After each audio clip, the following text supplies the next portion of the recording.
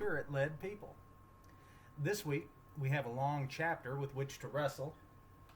Cut off my heater here. The key character in this week's chapter is named Mr. Worldly Wise Man. Mr. Worldly Wise Man makes a lot of sense to worldly people. The truth about Mr. Worldly Wise Man, though, is that the only thing he is really good at is weaving a tirade of words so thick and so dense that to crawl out of them is nearly impossible without the light of God's holy word to lead us out, to be a lamp, to be a light to our feet. In college, I remember taking classes that were so intelligent that you had to convince yourself of lies just to get through them. And if you were incapable of convincing yourself of these lies, then you were looked down on as somehow deficient or defective. You would literally sit and watch as people with good sense when they came through the door were led astray in order to have Mr. Worldly Wise Man pat them on the back and call them educated. Once the majority of people in the room have swallowed the lie, the only sinner left in the group, according to the world, is the one brave enough to stand against it. In every major psychological experiment since World War II that tests the effects of peer pressure proves that only about 3% of the population has what it takes to go against the flow. One such test showed that if a person in a uniform, didn't matter if it was an official uniform or not, just something that even appeared like a uniform, commanded someone to press a button that would kill another human being in another room, that over 90% of them would indeed push the button if pressed hard enough. In the book, The Lucifer Effect, and I forget the author's name, forgive me, the 3% of the population that can go against the flow, the 3% that can turn away, the 3% that can tell the person in the authoritative jacket, that can tell them no, are called by that author heroes. I believe that Jesus Christ is in the business of shaping, making, and creating heroes out of us. The church is now in desperate need of heroes, for even the clergy of many denominations have been pressured by peer pressure to go against the clear teachings of Christ, or they're teaching what they learned at school instead of what they learned from the book. And the obvious, they go against the clear teachings of Christ and the obvious intent of nature, or what used to be called the natural law. These things were called natural law at one point in time. No one is allowed to be right anymore. No one is allowed to say that they hold to the truth anymore. Everyone is encouraged to exercise their own truth, even if their own truth flies in the face of every demonstrable fact that exists.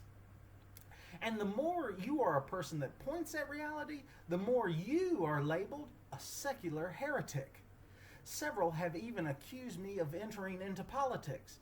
I would like to share with you the truth. The truth is this: I have not gotten into politics. Politics have gotten into the church, and I plan on weeding it out. And we have a choice to make. Is the Bible right, or are they?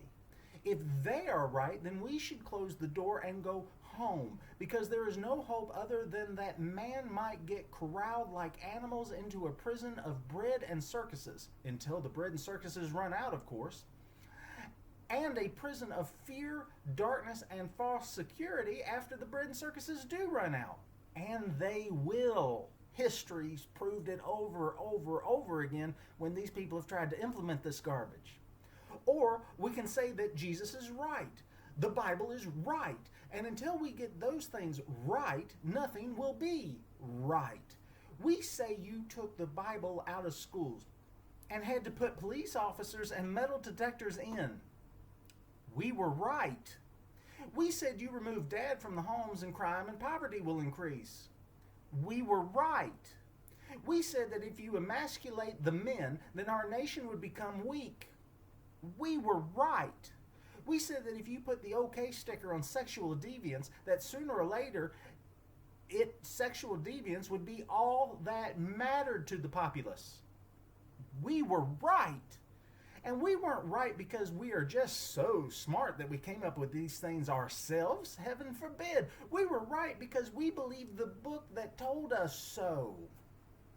The true church kept telling you that the powers of darkness would not be happy with a slight retraction of our line of morals. They would keep pushing the line back as long as we let them push the line back. There is no end in sight for them. They do not plan on letting up. They do not have a victory goal in mind. This is their eternity, is to push that line to hell itself. Evil would continue to push that line as far as they can and as far as they are allowed to push it for eternity. If you think that the worldly wise men of our day are going to be okay with just co-ed bathrooms, then you are sadly mistaken. The idea of men marrying men just 50 years ago would have been met with an unbelieving snort. They wouldn't have believed you that the world could fall so quickly. Yet here we are. They will come for your children. They will come for your property. They will come for your freedom. They will persecute you for even your thought life if you allow them. They are at the door. They will not stop until enough heroes rise up and force them to stop, or until Christ himself has had enough and walks through the valley of Megiddo with blood to his knees. There is an easy way to find out if someone's telling the truth. Get them to proclaim publicly that they believe that Jesus Christ is the King of Kings and the Lord of Lords. If they can do that without hedging their bets or sounding like a politician, then maybe you can listen to them. Here is what the Bible says about finding the truth. Here is our key to the problem. 1 John 4, 1-6 says, "Dear friends, do not believe every spirit,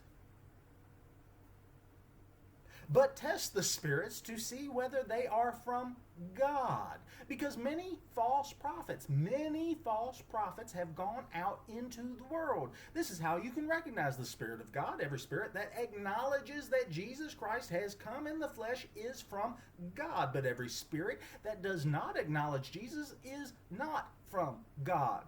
Period. This is the spirit of the Antichrist, which you have heard is coming and even now is already in the world. You, dear children, are from God and have overcome them, because the one who is in you is greater than the one who is in the world. They are from the world and therefore speak from the viewpoint of the world, and the world listens to them.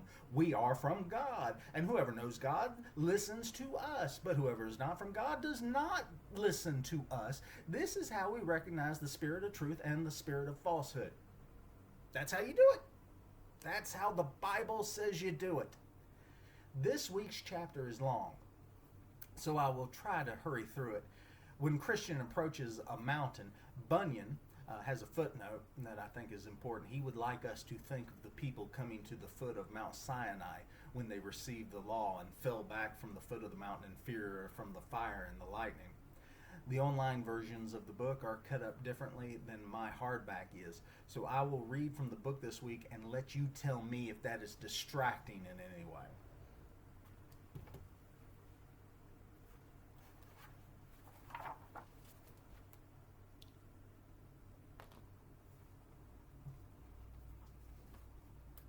Now, as Christian was walking solitary by himself, he espied one afar off, crossing over the field to meet him, and their hap was to meet just as they were crossing the way to each other. This gentleman's name was Mr. Worldly Wiseman. He dwelt in the town of Carnal Policy, a very great town, and also hard by from whence Christian came. This man, having some knowledge of him, for Christian setting forth from the city of destruction was much noised abroad, not only in the town where he dwelt, but also it began to be the town talk in some other places. Mr. Worldly Wiseman, therefore, having some guess of him, by beholding his laborious going, by beholding his sighs and groans and the like, began thus to enter into some talk with Christian. "How now, good fellow, whither away after this burdened manner?" "A burdened manner, indeed, as ever I think poor creature had. And whereas you asked me, whither away, I tell you, sir, I am going to yonder wicket gate before me, for there, as I am informed, I shall be put in a way to be rid of my heavy burden." "How hast thou a wife and children? Yes, but I am so laden with this burden that I cannot take that pleasure in them as formerly. Methinks I am as if I had none. Wilt thou hearken to me if I give thee good counsel? If it be good, I will, for I stand in need thereof. I would advise thee then, that thou with all speed should get rid of thy burden. For thou wilt never be settled in thy mind till then, nor canst thou enjoy the benefits of the blessings which God hath bestowed upon thee till then. That is that which I seek for, even to be rid of this heavy burden. But get it off myself I cannot, nor is there a man in our country that can take it off my shoulders. Therefore I am going this way, as I told you, that I may be rid of my burdens. Who bid thee go this way to be rid of thy burdens? A man that appeared to me to be a very great and honorable person. His name, as I remember, is Evangelist. Beshrew him for his counsel. There is not a more dangerous and troublesome way in the world than is that unto which he hath directed thee, and that thou shalt find if thou wilt be ruled by his counsel. Thou hast met with something, as I perceive already. I see the dirt of the slough of despond is upon thee, but that slough is the beginning of the sorrows that do attend those that go on in that way. Hear me, I am older than thou. Thou art like to meet with, on the way which thou goest, wearisomeness, painfulness, hunger, perils, nakedness, sword, lion, dragons, darkness, and in a word, death and what not. These things are certainly true, having been confirmed by many testimonies. And why should a man so carelessly cast himself away by giving heed to a stranger? Why, sir, this burden upon my back is more terrible to me than are all these things which you have mentioned. Nay, methinks I care not what I meet with in my way. If so be I can I also meet with deliverance from my burden. How came thou by that burden at first? By reading this book in my hand. I thought so. And it has happened unto thee as to other weak men, who, meddling with things too high for them, do suddenly fall into thy distractions, which distractions do not only unman men, as thine, I perceive, have done thee, but they run them upon desperate ventures to obtain they know not what. I know what I would obtain, it is ease from my heavy burden. But why wilt thou seek ease this way, seeing so many dangers attend it? Especially since hast thou but patience to hear me, I could direct thee to the obtaining what thou desirest without the dangers that thou in this way will run thyself into. Yea, and the remedy is at hand. Besides, I will add that instead of these dangers thou shalt meet with much safety, friendship, and content. Pray, sir, open the secret to me. Why, in yonder village, the village is named Morality. There dwells a gentleman whose name is Legality, and a very judicious man, and a man of a very good name, that has skill to help men off with such burdens as thine from their shoulders. Yea, to my knowledge, he hath done a great deal of good this way. And besides, he hath skill to cure those that are somewhat crazed in their wits with their burden. To him, as I said, thou mayest go and be helped presently. His house is not quite a mile from this place, and if he should not be at home himself, he hath a pretty young man to his son, whose name is Civility. That can do it to speak on, well, as the old gentleman himself. There, I say, thou mayest be eased of thy burden, and if thou art not minded to go back to thy former habitation, and indeed I would not wish thee, thou mayest send for thy wife and children to thee to this village, where there are houses now standing empty, one of which thou mayest have at a reasonable rate. Provision is there also cheap and good, and that which will make thy life more happy is to be sure that there thou shalt live by honest neighbors in credit and good fashion. Now was Christian somewhat at a stand, but presently he concluded, if it be true what this gentleman hath said, my wisest course is to take his advice. And with that he thus farther spake. Sir, which is my way to this honest man's house? Do you see yonder high hill? Yes, very well. By that hill you must go, and the first house you come to at is his. So Christian turned out of his way to go to Mr. Legality's house for help. But behold, when he was got now hard by the hill, it seemed so high, and also that side of it that was next the wayside did hang so much over, that Christian was afraid to venture farther, lest the hill should fall on his head. Wherefore there he stood still, and knew not what to do. Also his burden now seemed heavier to him than while he was in his way. There came also flashes of fire out of the hill that made Christian afraid that he should be burned. Here therefore he sweat and did quake for fear. And now he began to be sorry that he had taken Mr. Worldly Wiseman's counsel. Also he saw Evangelist coming to meet him, at the sight of whom he began to blush for shame. So Evangelist drew near and near, and coming up to him, he looked upon him with a severe and dreadful countenance, and thus began to reason with Christian. What dost thou here, Christian? Said he. At which words Christian knew not what to answer, wherefore at present he stood speechless before him. Then said Evangelist farther, Art thou not the man that I found crying without the walls of the city of destruction? Yes, dear sir, I am the man. Did I not direct thee the way to the wicket gate? Yes, dear sir, said Christian. How is it then that thou art so quickly turned aside? For thou art now out of the way. I met with a gentleman so soon as I had gotten over the Slough of Despond, who persuaded me that I might in the village before me find a man that could take off my burden. What was he? He looked like a gentleman, and talked much to me, and got me at last to yield. So I came hither, but when I beheld this hill and how it hangs over the way, I suddenly made a stand, lest it should fall on my head. What said that gentleman to you? Why, he asked me whither I was going, and I told him. And what said he then? He asked me if I had a family, and I told him. But said I am so loaded with the burden that is upon my back that I cannot take pleasure in them as formerly. And what said he then? He bid me with speed get rid of my burden, and I told him it was ease I sought, and said I am therefore going to yonder gate to receive further direction how I may get to the place of deliverance.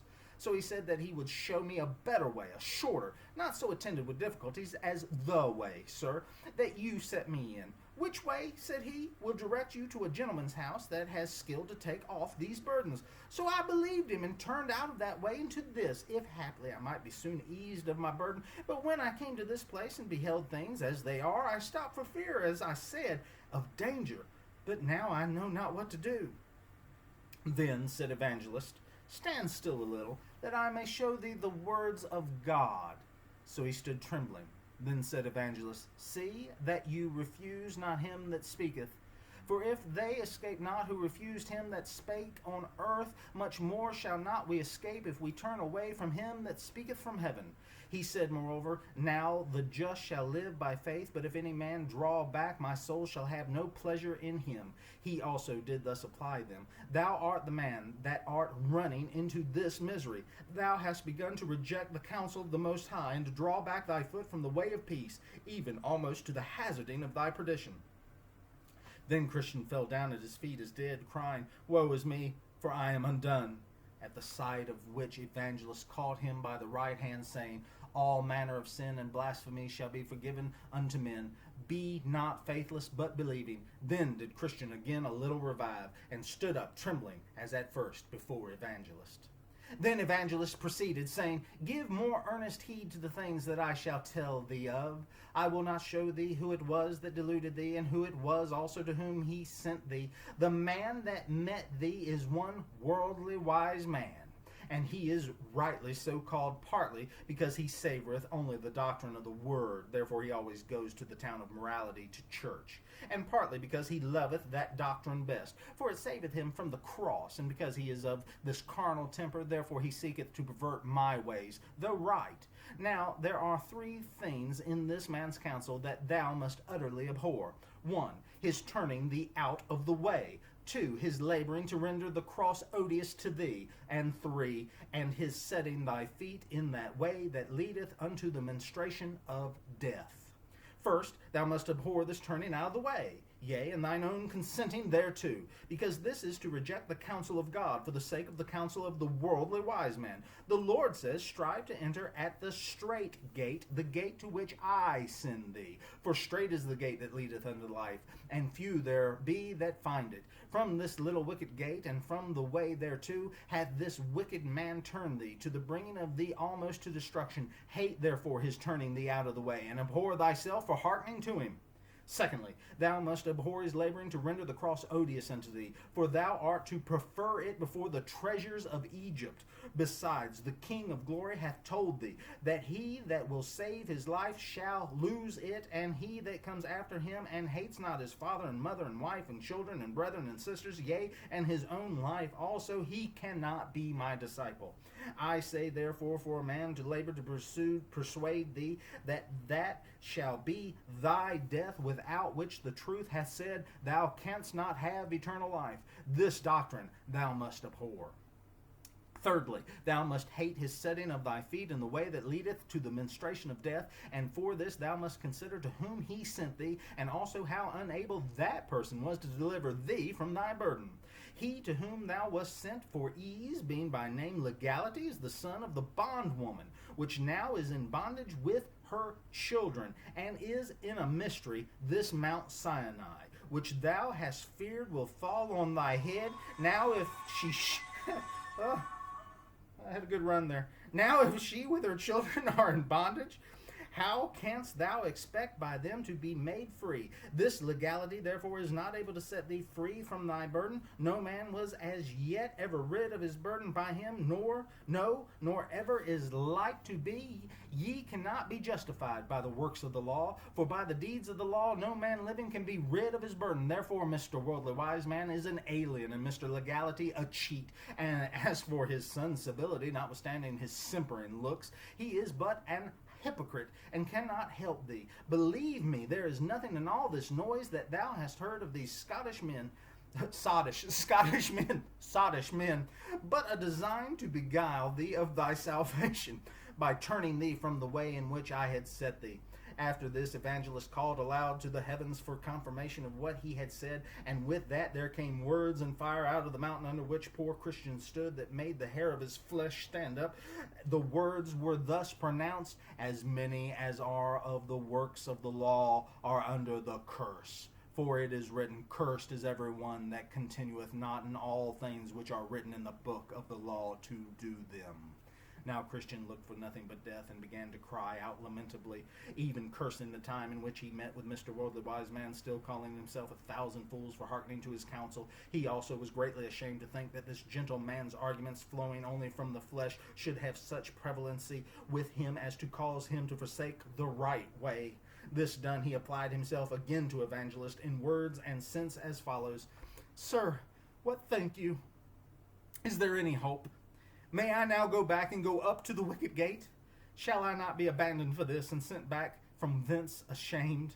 I am sorry I have hearkened to this man's counsel, but may my sin be forgiven. Then said Evangelist to him, Thy sin is very great, for by it thou hast committed 2 evils. Thou hast forsaken the way that is good, to tread in forbidden paths, yet will the man at the gate receive thee, for he has good will for men. Only said he, Take heed that thou turn not aside again, lest thou perish from the way when his wrath is kindled but a little. Then did Christian address himself to go back, and Evangelist, after he had kissed him, gave him one smile, and bid him Godspeed. Be a hero, and Godspeed.